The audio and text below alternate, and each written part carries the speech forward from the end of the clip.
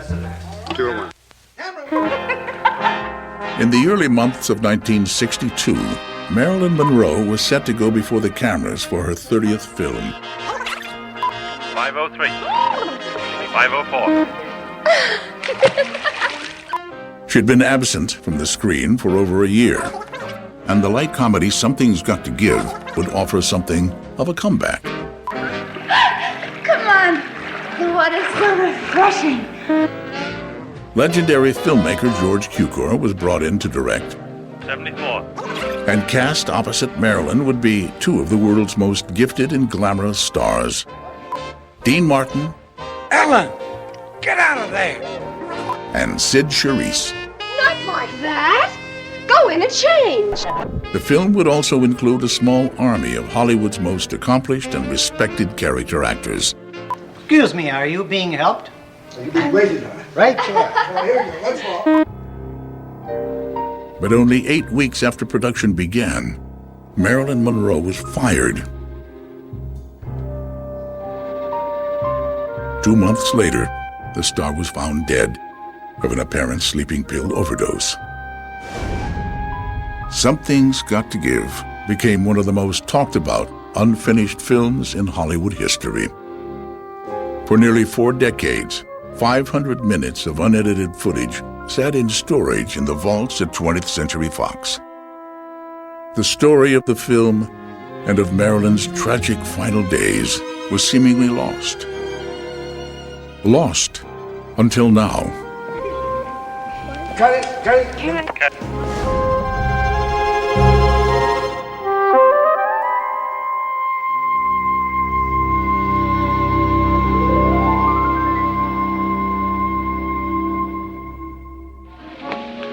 You see that man? That's Max Fabian, the producer. Now go and do yourself some good. Why do they always look like unhappy rabbits? Because that's what they are. Now go and make him happy.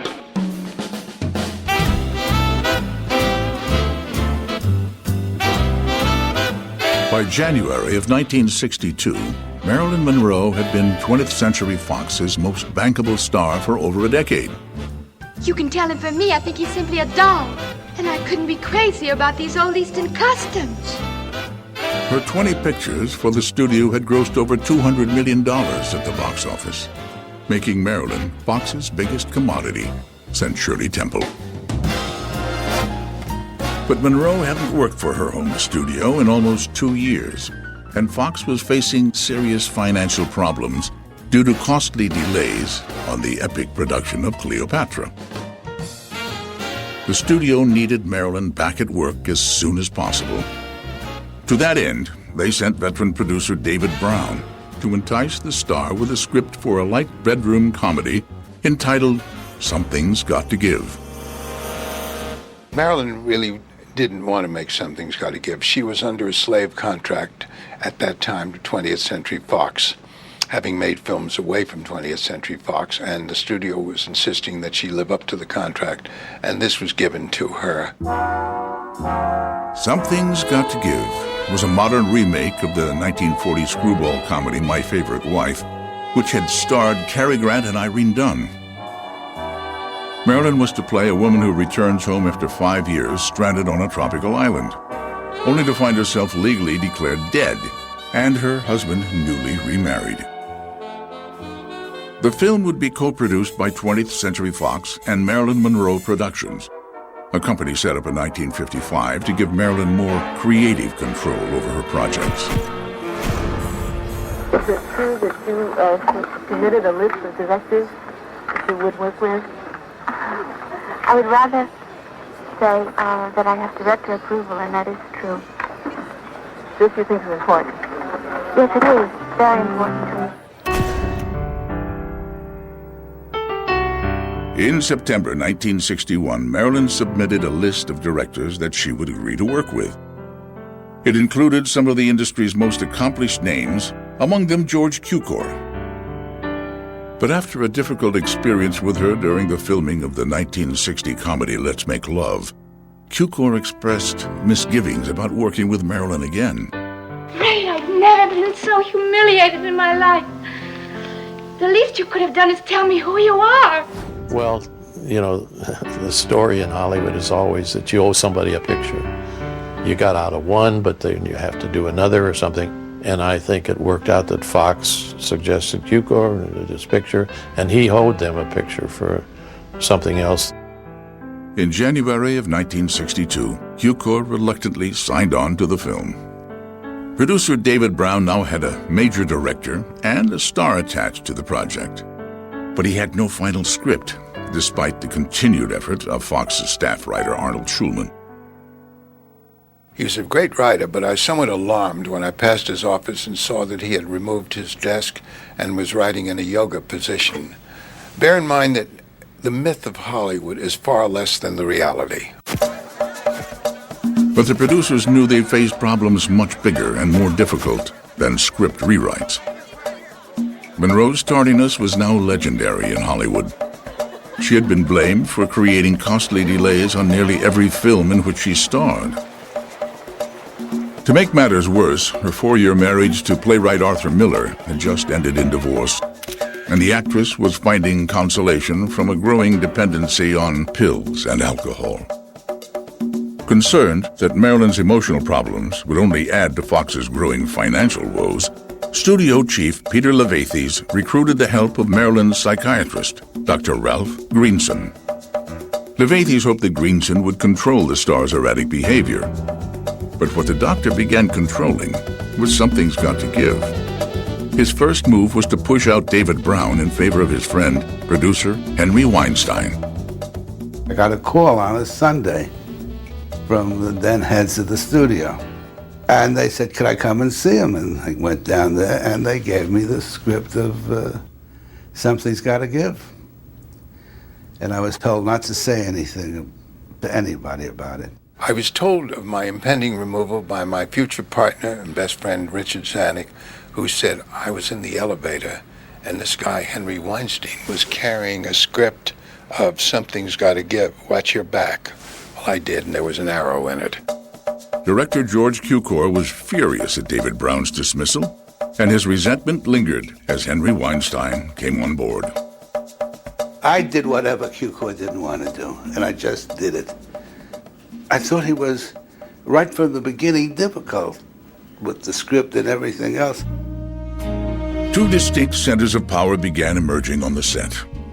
One between Marilyn and Henry Weinstein, and the other between George Cukor and his associate producer and art director, Gene Allen. But both sides agreed on one thing. The script still needed work. Oscar winner Nunnally Johnson was brought in to complete a series of rewrites. Johnson had written How to Marry a Millionaire, which had been a great success for Fox and Marilyn. Do you know who I'd like to marry? Who? Rockefeller. Which one? I don't care. Now Johnson and Monroe would be working together to update Something's Got to Give. He said to her, now, Marilyn, wherever you think the line is out of character, put a cross. Where you think the line is not funny enough, put a double cross. Fine. I'll leave happy. I don't hear from him for a week. I call her analyst, Romy, and I said, what is the problem? And he said, why did Nunnally use the word double cross? I said, what do you mean? He said, Nunnally once gave her a picture which she turned down, and she now thinks he's going to get back at her. But despite her fears, Marilyn slowly came to trust Johnson. She loved his witty interpretation of the story, as did producer Henry Weinstein. Nunnally Johnson, I think, was who Marilyn was working with to get a story that she would approve. I don't know whether they were keeping Cukor involved.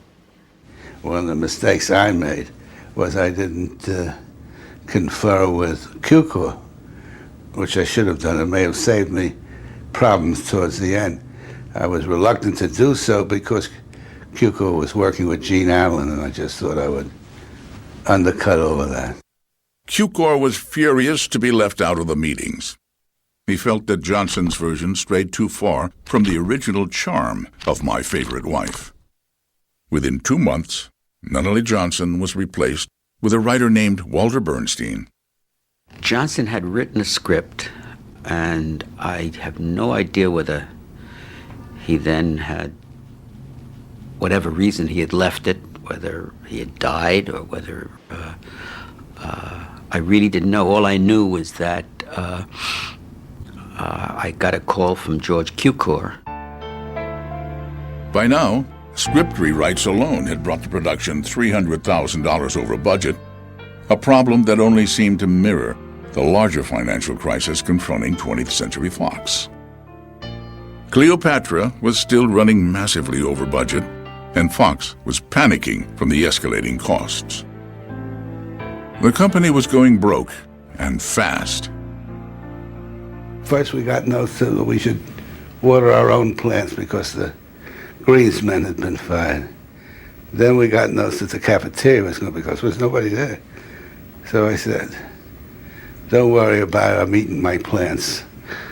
It's true. I mean, there was no, it was like a ghost town. A dark cloud seemed to hover over the production of Something's Got to Give, and Marilyn Monroe now had more to accomplish and more to prove than ever before.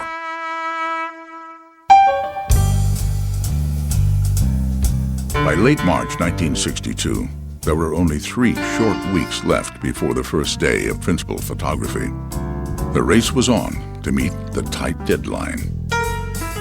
As George Cukor and Walter Bernstein pounded out a new draft of the script, associate producer Gene Allen oversaw completion of the set, an exact replica of Cukor's own home and backyard. The costume department worked overtime to pull the wardrobe together for the entire cast. And producer Henry Weinstein struggled to keep track of Marilyn Monroe. He was a prisoner, really, of the situation. I had very little to do with him. His main preoccupation was Marilyn, how to get her there, how to keep her working, and it was thankless. It was just a thankless job.